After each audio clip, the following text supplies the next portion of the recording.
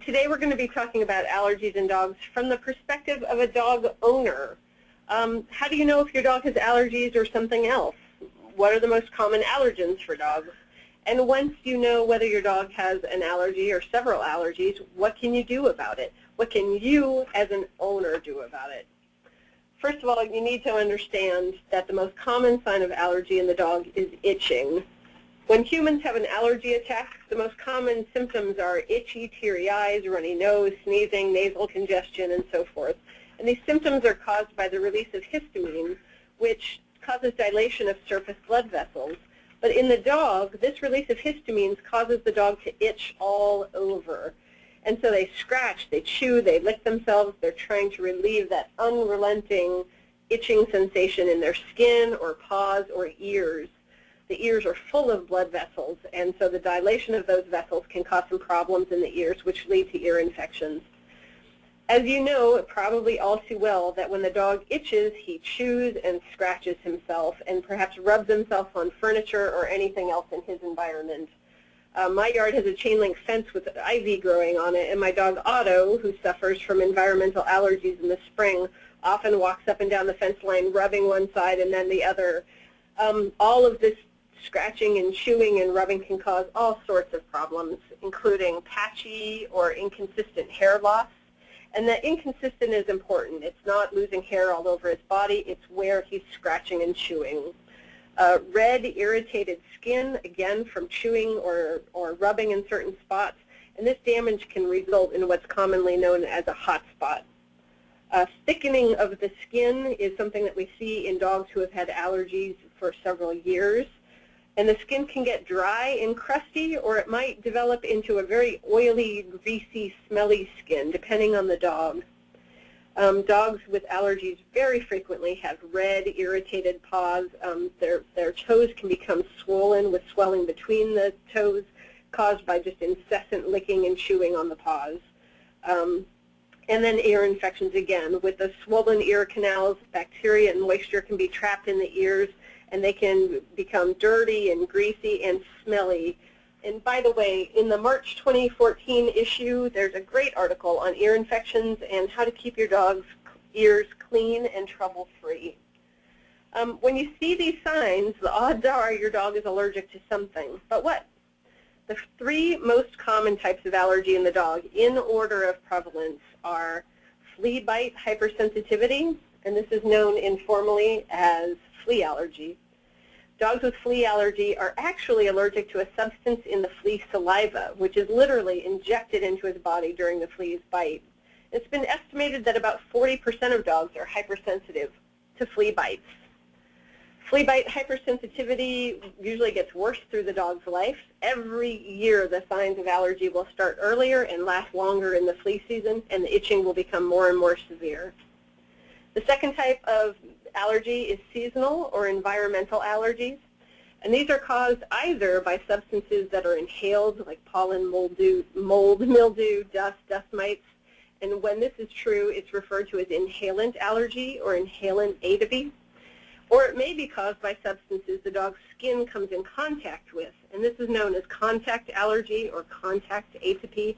Sometimes the vets will refer to it as atopic dermatitis. Its estimates vary, but it's generally accepted that about 10 to 15% of dogs with allergy are atopic, have seasonal allergies. And about 80% of the dogs with atopy also display flea bite hypersensitivity. Food allergies are the third most common type of canine allergies, but it's far more rare than most dog owners believe. Some experts estimate the prevalence of true food allergy in dogs at only about 1 to 5% of the population. I've seen some sources that suggest a figure as high as 10%, but that's pretty high. However, again, about half, 43% of dogs who do suffer from food allergies also exhibit other hypersensitivities, so it complicates the diagnostic and treatment picture a little bit. How do you tell if the dog's itching is caused by allergy or something else? Well, your vet will do some rule-outs, but the very best way, if it was even possible, would be to go ahead and put your dog in a sterile environment. If you had a bubble, if you could have a dog in a bubble, that would be terrific. If he had zero exposure to allergens, the itching would stop. And then conceivably you could add various things back into the bubble one by one so you could observe when he reacted and make the connection. But obviously few of us are going to do that. So you can, however, if lacking a bubble, you can reduce his exposure to the most common allergens, and any improvement whatsoever will indicate that you've identified at least one of his allergens. Doing this in an orderly fashion while keeping track of any improvement or worsening of his symptoms will help you identify the culprits. The keeping track is very important, however. It's absolutely critical to note on a calendar or in a notebook every time your dog breaks out in a fit of itching. Looking at these records from year to year, looking back at the previous year, if you see something in March and you look at last year's calendar and you see that he was itching last March as well and not in February and not in April, you know that there's something blooming, there's a pollen, there's a grass, there's something happening in that dog's environment that's causing a seasonal allergy. Keeping several years of records are very, very helpful. You can also set an alarm in a calendar program on your computer to start paying attention to the dog the next year at about the same time of year. I did this for my dog Otto, who suffers from allergies in the spring. As it turned out this year, the onset of his spring itching was a little earlier than my alarm indicated, but now I know it without a shadow of a doubt that it's the advent of pollen in spring that causes Otto's itching. So having a health record that you retain from year to year is critical.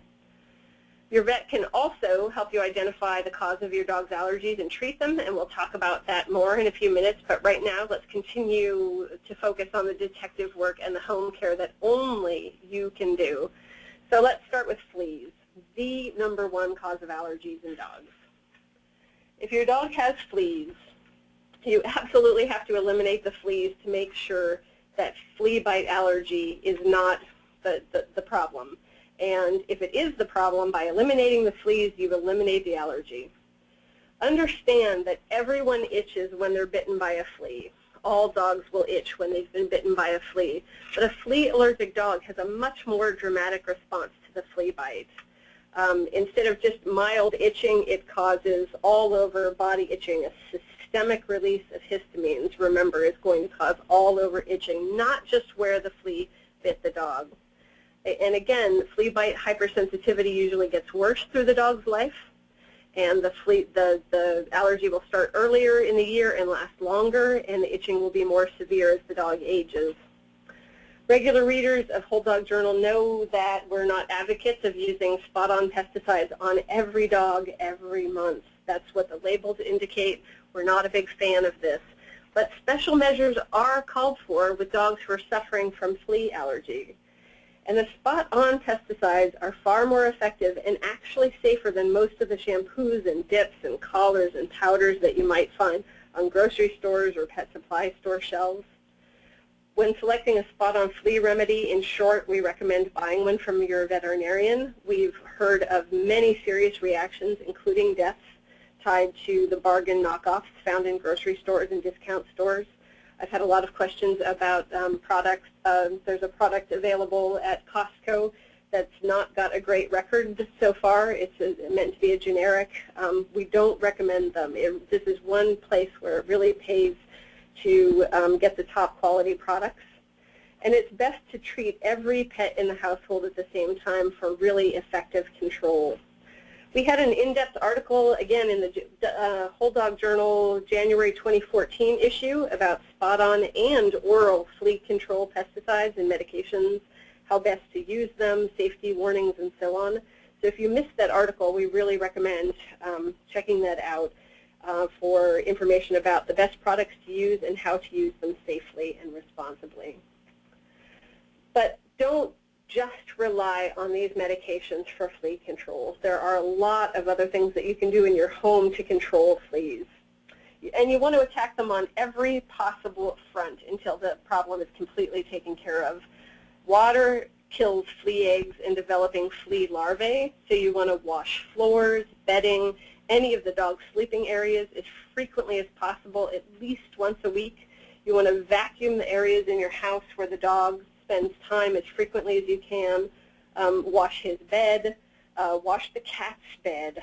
If your dog spends a lot of time outdoors and you can do it, hose those outdoor areas at least once a week, really saturating the ground. And diatomaceous earth, not the kind that you use in swimming pool filters, but what's called food-grade diatomaceous earth, can be sprinkled on carpets and in outdoor areas. It actually dehydrates the fleas. It scratches their outer skin or their shell, their carapace, and causes them to dehydrate. It also can kill flea pupa and larvae. Once you're absolutely certain that your dog in your house does not have fleas, then you can start searching for other clues to the cause of his itching. If the allergy is seasonal, there is for sure an environmental trigger. Spring or summer pollen or molds that recur every fall or spring can cause your dog to start itching within the same week or two every year. So again, keep those calendars dedicated to your dog's symptoms and note when the itching starts. And obviously retain those calendars, put them in a stack on a shelf somewhere so you can refer back to them again and again. Again, if your dog's itching has a seasonal component, try to reduce his exposure. You don't know which one it is, but try to reduce his exposure to all pollen, all dust, all mold spores, depending on the season. So don't let him snooze or nap on the pollen-covered porch or deck or lawn. Don't let him roll or lie on grass. Wash his bedding very frequently to get the pollen off of it. Hose off patios or decks where he rests. Keep your floors clean as possible. Use a HEPA filter in your vacuum. Vacuum as frequently as you can stand it. This is hard for me personally, but don't take him running on trails where he's going to be running through tall grasses in the spring. This is one of my favorite times to take my dog for hikes, but it's also the worst time for him.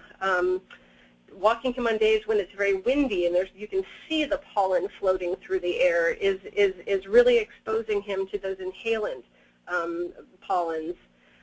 So when I do take him out, when he's just absolutely driving me crazy and I've got to take him out for a walk, wiping his coat with a damp cloth or microfiber cloth several times a day can help. Rinsing his paws can help if it's easy to do, depending on your dog. If you take all of these measures to try to reduce his exposure, either through inhaling them or through direct contact, and his allergies symptoms improve, then you know that these environmental agents are the triggers, and you need to take these steps every day during that season that he's most effective to protect him and to improve his health. What if you know beyond a shadow of a doubt that it's not fleas, and there isn't necessarily a seasonal component, he's suffering year-round, then he could be suffering from a food allergy. As I mentioned before, it's a little complex because signs of food allergy are extremely variable depending on the dog, but the skin is most frequently involved. There can be some gastrointestinal signs such as diarrhea, vomiting, gassiness, cramping even, but non-seasonal general itchiness, the dog's itching all over all year long, is the most common sign of a food allergy. Food allergy can begin at any age, even late in a dog's life. But allergies that start before a puppy is 6 months old are most likely caused by food. Many people whose dogs have digestive problems, such as gas or diarrhea, think their dogs, oh, they've got a food allergy. It must be a food allergy. But again, remember, the main symptom is itching. If the dog suffers from vomiting, diarrhea, gas without itching, they're much more likely to have what's called food intolerance. And while this is a good thing to identify, its treatment is going to differ from that of a food allergic dog. The very best way to diagnose a food allergy is with a proper elimination diet.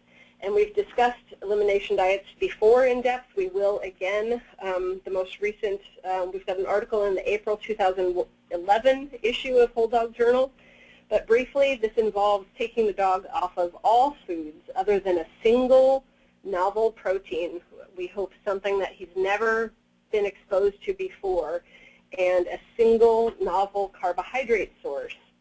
And we want to give that diet to the dog for a long enough period of time so that his symptoms subside. And then we add one food ingredient at a time back into the diet with enough time allowed for each food ingredient to cause a reaction if it's going to do so. And it takes meticulous note-keeping. It takes a lot of time. Most vets recommend at least a month on that novel diet with the one novel protein source and the one novel carb source, and then waiting 2 weeks between each food that you add back in. So it can be a very time-consuming project, but very rewarding if you actually find and are able to eliminate the problematic ingredient or ingredients. Most people really are going to need the help of a veterinarian to guide them through a proper elimination diet and to assess the dog's response. And truly, a motivated vet will be a huge help in finding relief for your itchy dog. That can be hard to find, a veterinarian who is as interested in you at getting to the bottom of what's causing your dog's itching. But you can really help your vet quite a bit in this process. And the history that you give him will really, really help. An astute veterinarian will be able to formulate the best theories about your dog's allergic triggers based on the information that you provide. The history is most helpful, of course, when you have good information to pass along. The dates of the major itching episodes are most important, most helpful. The dog's age and the season when the onset of his itching began are very significant to the vet. And the location on the dog's body is diagnostic as well. Is it just his head? Is it just his rump, the base of his tail, just his paws, or is the itching all over his body? Is he just as happy to be scratched anywhere as one of these spots? There are other medical conditions that can cause itching, and the vet needs to rule those out. Demodex mange is just one example. And so the history and the information that you give the vet will really help rule some of those things out. Your vet may suggest some allergy tests, and this may or may not be helpful. If you feel you have a good handle already on what makes your dog itch through the things that I've already discussed, and you find that you can at least partly manage his exposure to these things and reduce his suffering, you may not need the test. It may or may not confirm his allergy to those things or to other things. But if you've taken all the steps that I've already discussed and you're still completely in the dark about what to do for your dog, then allergy tests might be useful for identifying something that you've not been able to determine so far. If there's I'll just say there's a lot of information out there about allergy tests. Historically, blood tests for environmental allergens have been somewhat unreliable. They tend to produce a lot of false positive results, a lot of false negative results. The technology has gotten a little better over the years, but I've heard from dog owners who have had blood allergy tests that indicated that their dog was allergic to 30 or 40 different things. It's not even particularly helpful if the test indicates that your dog is allergic to something that he doesn't even have significant exposure to. Say rabbit, and you've never fed a rabbit food that you can recall, never given him rabbit treats, it's not particularly helpful to get that information. But if there's a very strong result, you might have something that you can work with. At the very least, something that you can target with immunotherapy or allergy shots. Far more helpful are skin tests, or also referred to as intradermal tests. This is when they take a tiny amount of a number of suspected or likely local allergens. Those words are important, ones that are likely and local, and they're injected just underneath the dog's skin, which has been shaved, the better to observe the reaction. And then the vet observes the dog's skin over a series of days. The most important reason that we want to identify these substances is first, of course, so that we can try to avoid that allergen. But the testing also identifies the allergens that we can then put into customized allergy shots. Testing for food allergies exists, but they are not well regarded in the industry by anybody except the companies that are producing those tests. And I'm not sure why you'd spend a lot of money or time on tests for food allergies when the food elimination trial will deliver much more accurate information about those allergies. So food elimination trial is really the gold standard for testing for food allergies. Briefly, allergy shots are a form of immunotherapy. They consist of a long-term course of injections of a saline solution to which a tiny dose of the substance that the dog is allergic to is added. And generally, the shots are given once or twice a week for months at a time, and the dose is increased very slightly until an effective dose is reached. Again, this is kind of the gold standard treatment. In the best case scenario, after months of these shots, the dog will no longer react to the substance when he encounters it in the environment. And the majority of patients who receive this immunotherapy actually recover for life. But the costs in terms of time and money are considerable. So it seems to be worth the most to owners of dogs who have the most severe allergies and who responded most positively to the therapy to go ahead and go through allergy shots. And a final note about allergy tests, by the way, if your dog is receiving any sort of treatment for allergy symptoms, whether it's steroids or something as simple as an antihistamine, this can interfere with the allergy test results. So you have to make sure to tell your veterinarian or your veterinary dermatologist about any sort of treatments that your dog may have received and when. So let's review. As an action plan, you need to first check for and treat flea infestations. You want to keep a health calendar and try to determine whether or not there's a seasonal component to your dog's itching. Very seriously consider a food elimination trial. And this, again, isn't just switching from one brand of food to another. It's a very formal protocol that you'll need veterinary guidance to successfully get through. And discuss allergy tests and immunotherapy with your vet. Allergy shots can really help serious cases. And symptomatic therapy is something that you'll probably be considering as something to treat your dog's symptoms while you're trying to determine what he's allergic to. You don't want to continue to expose your dog to something and treat it with steroids or antihistamines. It doesn't make any sense. If you were allergic to strawberries, you wouldn't continue to eat strawberries and take steroids to dampen the response. It's easier and far better and healthier to avoid the strawberries altogether. The same with your dog's allergens.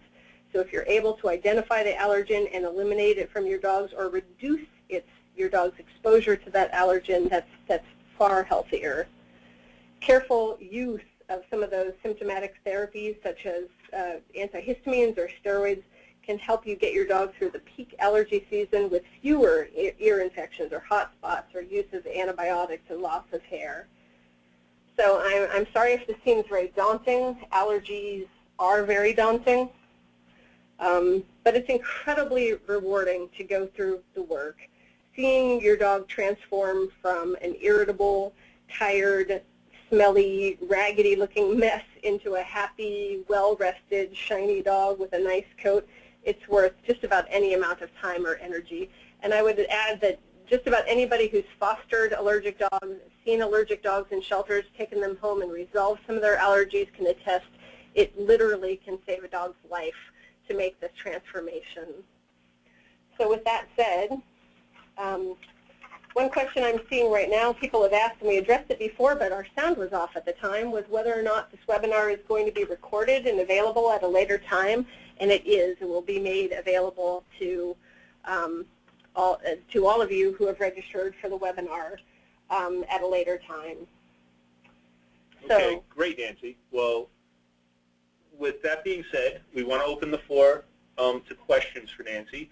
And just as promised at the beginning of this presentation, to anybody that wants to see the original video, which really led to this webinar, Understanding and Treating Canine Allergies, you can check it out on our YouTube channel. I'll leave this slide up with the URL so everybody can write it down. But you can also just go to YouTube and search for the Whole Dog Journal, and that will take you to our channel where we have a few videos up for you guys to look at. So with that being said, I'll just turn it back over to Nancy.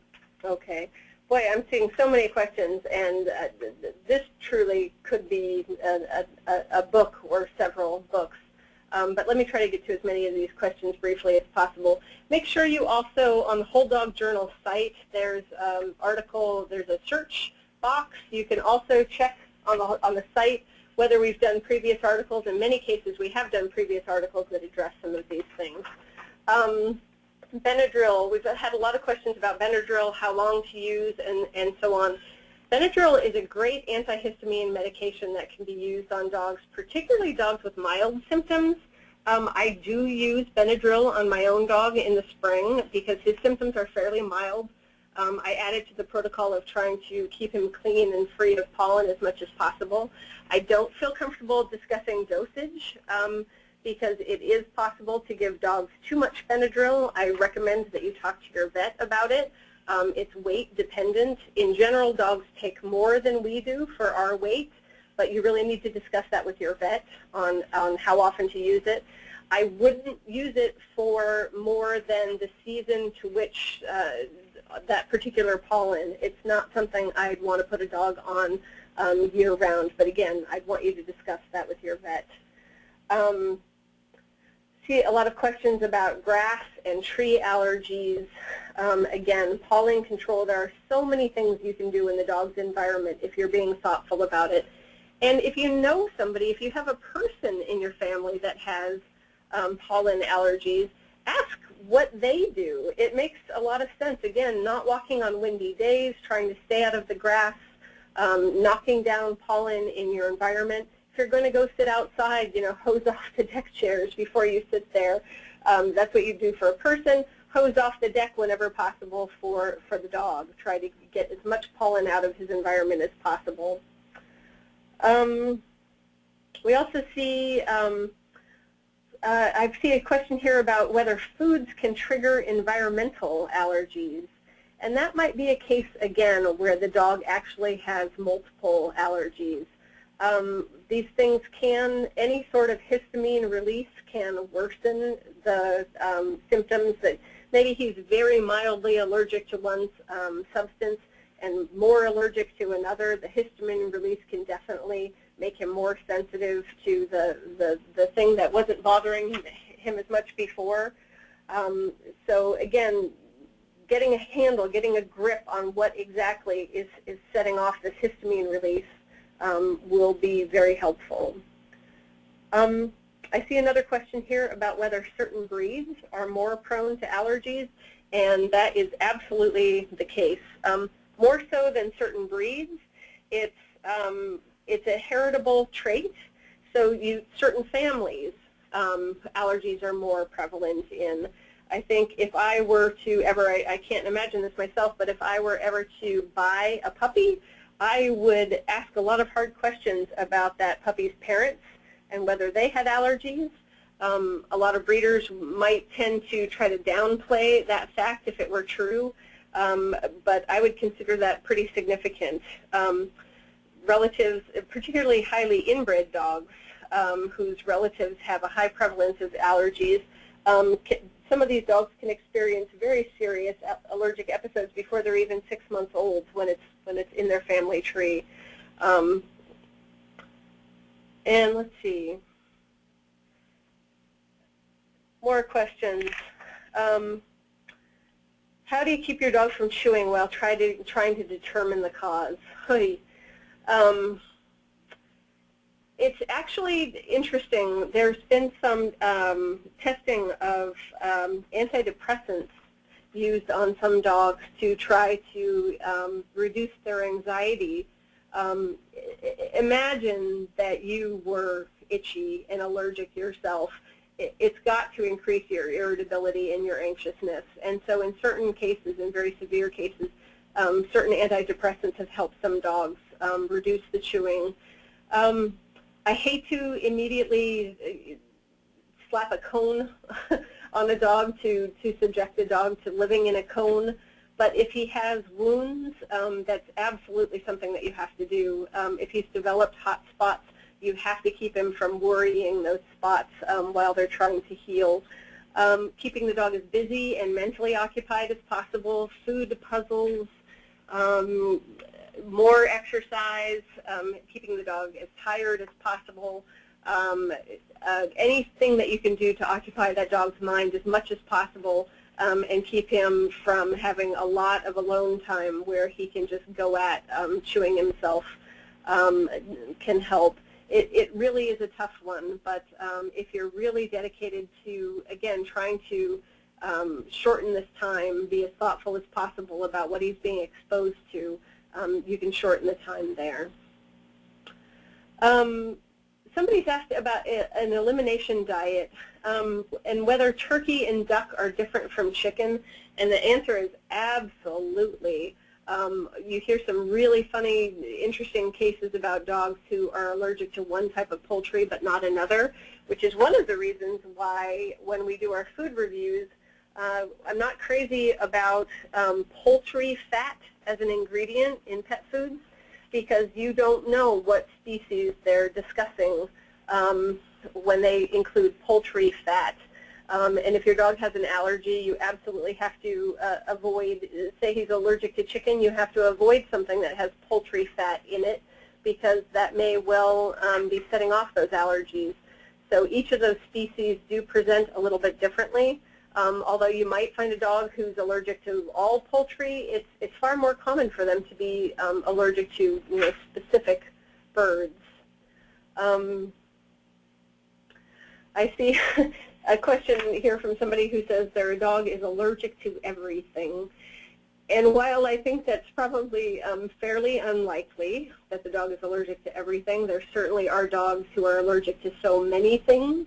It really limits what he can do and what you can expose him to safely.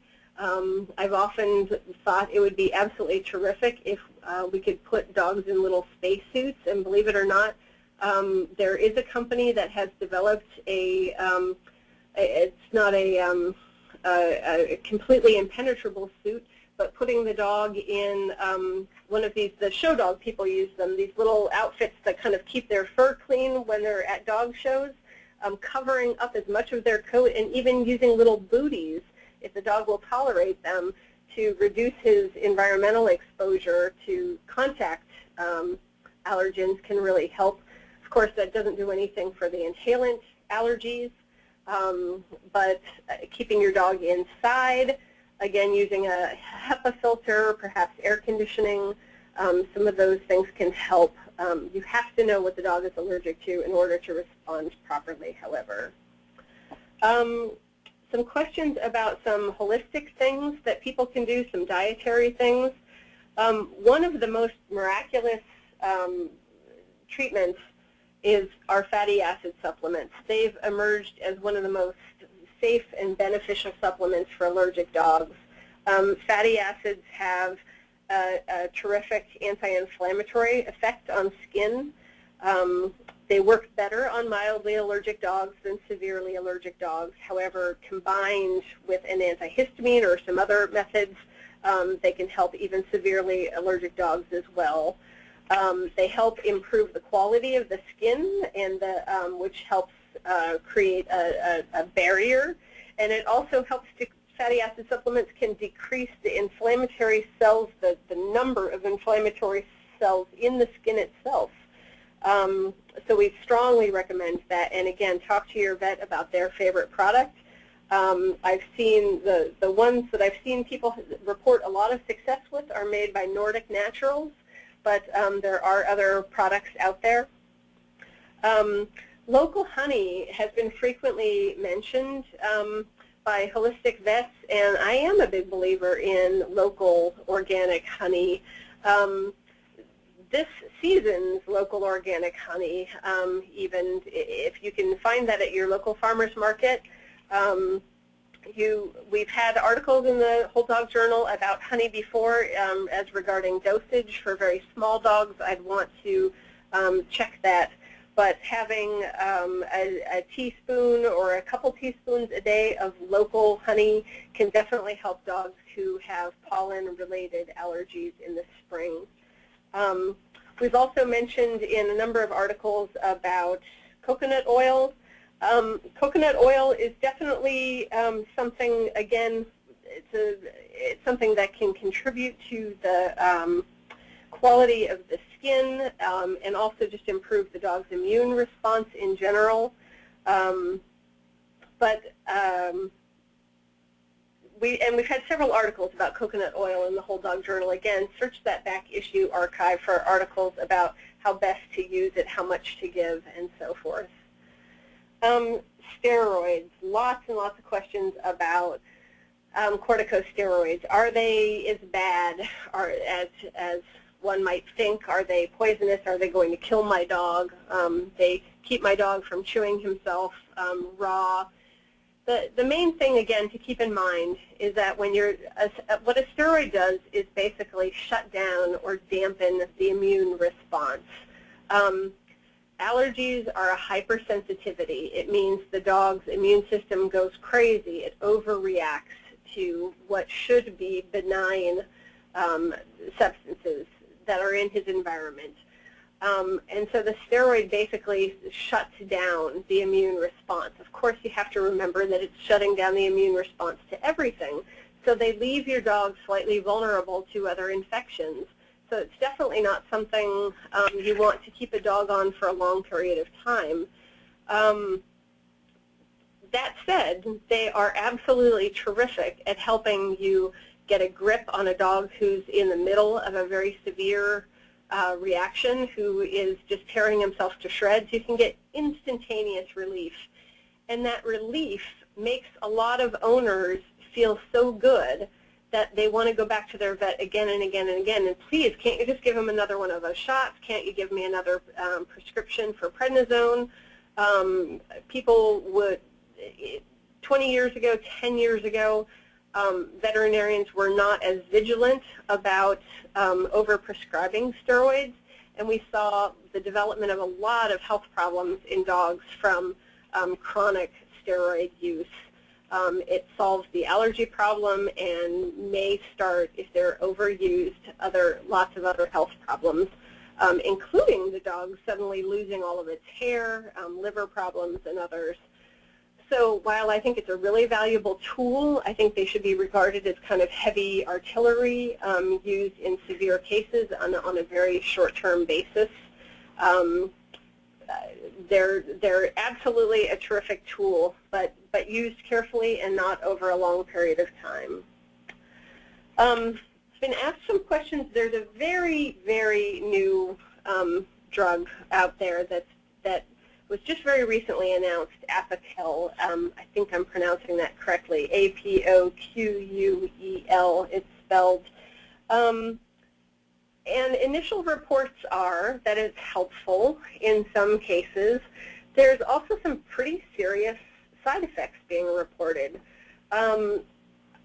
If you're a regular reader of Whole Dog Journal, you know I'm not one to rush out and try out the latest, greatest drug.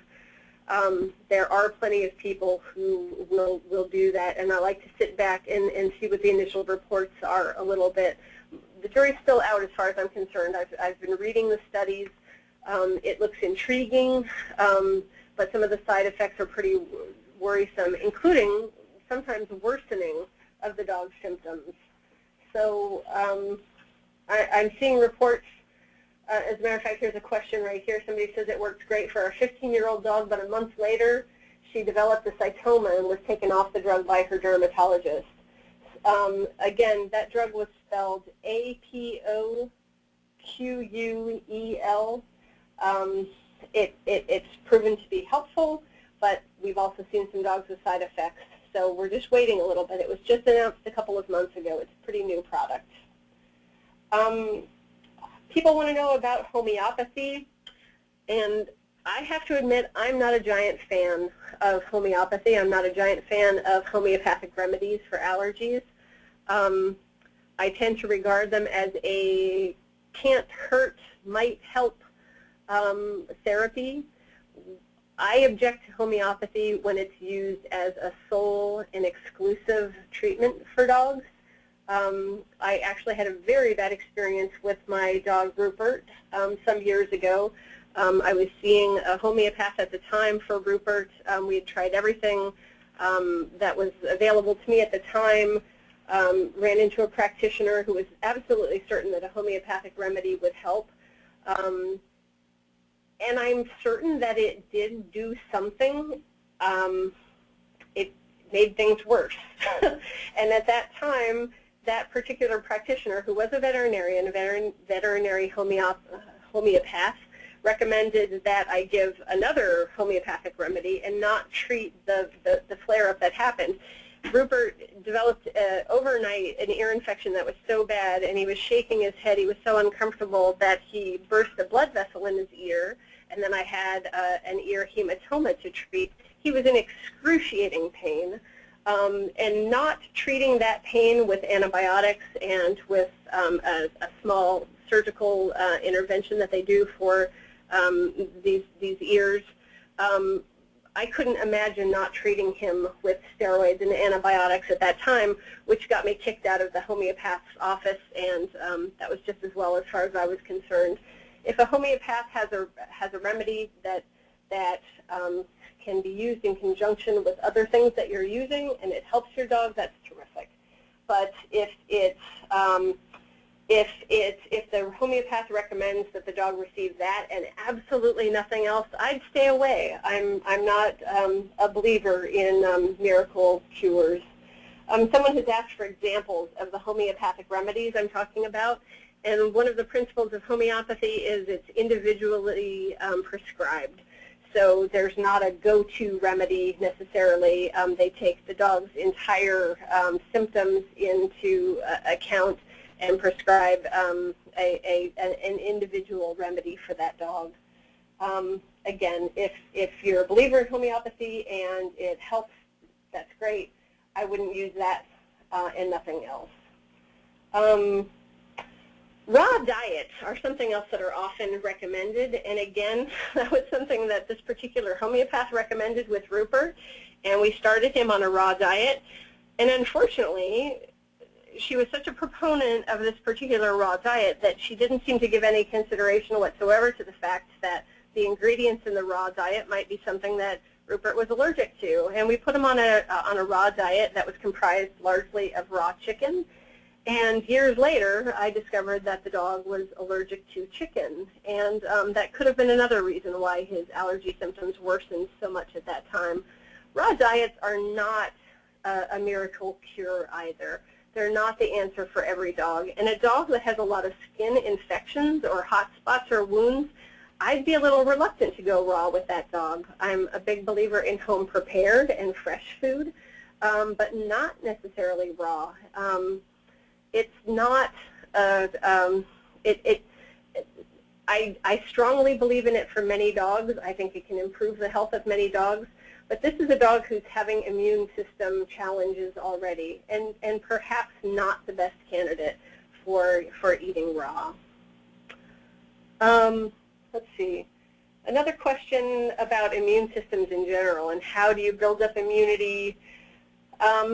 Again, I'd really strongly recommend that you go to the Whole Dog Journal. In the search box, we have so many articles on file. Subscribers, of course, have access to our entire back catalog of articles. And if you search for immune system and boosting immune system, you'll be able to find some articles. One of the things that really can help, another alternative or complementary practice that can help boost the immune system is acupuncture. I am a much larger fan of acupuncture for dogs with allergies and for just general immune boosting in general.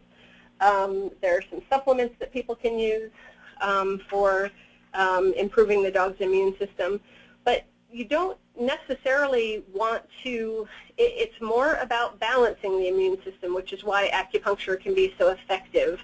You don't just want to increase its vigorousness because, again, this is a hypersensitivity. The reaction is already too strong.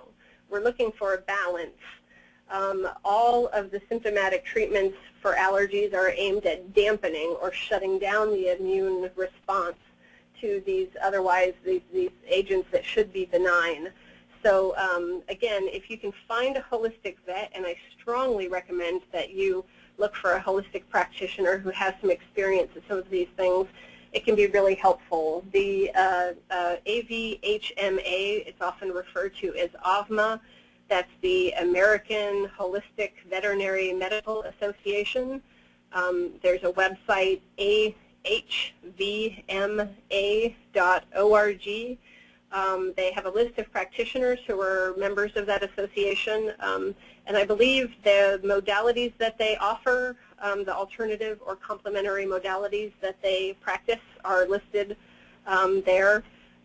Finding somebody who has some experience with some of these alternative things can be very helpful. Question about flea treatments, heartworm, no, frontline specifically. Can they be safely purchased from online pet medication sites such as Drs. Foster and Smith? We do have a past article about buying products online. Unfortunately, you do have to be really careful not to purchase some of the knockoffs. There have been a number of cases where internet pharmacies have ended up in trafficking in fake some of these substances, both oral and topical flea medications. And so ask your vet about whether or not they will price match to a price that you find on the internet. I think that's the safest way to protect yourself about the quality of the supply and to get a better price. I know that vets mark these things up quite a bit, and it can be very expensive if you have multiple pets in the family to buy directly from your veterinarian. There's also a seal of approval. We have an article in our back stock about how to tell whether or not you're dealing with a reputable online pharmacy. The packaging may be very similar. You might not be able to tell any difference from the outside of the package, but it's really the source that will make the difference. Again, there's a back article that we have that has a seal of approval from a specific organization that checks out these online pharmacies and their sources and does occasional audits. And using one of those sources, including Drs. Foster and Smith, that's a quite reputable source for those products. Fish oil is another terrific fatty acid supplement. We've discussed that in the magazine as well. I'd look there for brands and dosage in our back issue catalog. What issue has this information is a question. Use the keyword search on the Whole Dog Journal site. Put in words like allergy, allergies, complementary treatment. You'll be able to find a number of articles. We've got 17 years worth of back issue articles available to subscribers, paid current subscribers on the website. So definitely make use of that search tool. You'll be able to find all kinds of helpful articles there. And I think that's all we have time for. Again, I'm really sorry that we had technical difficulties in the beginning. I'm hoping that you found some information that was helpful here. It does look like we had quite a bit of interest in this topic, and we'd like to be doing more of these as soon as possible. We will definitely be revisiting this topic and perhaps even drill down deeper into some of the in-depth treatments in future webinars if response to this is good. So thank you so much for your attention and attendance. I really appreciate it. And Dave, do you have some final words? No, great job, Nancy. I'll leave this final slide up for everybody who still wants to check out the video on YouTube. You can also check out our website, wholedogjournal.com, which Nancy referenced. Nancy Kerns, our editor, referenced quite a few times, and some of our great articles. So thank you, everybody, for attending the webinar. We hope to do more of these, and have a great evening. And we'll also be shooting out a survey to everyone. Please give your feedback, because we do want to do more of these, and we definitely want to cover topics that people are interested in. And once again, we mentioned earlier that this was recorded, and it will be available to all the people who registered for the webinar, again, at a later time. Absolutely. Well, thank you, and have a great night, everyone.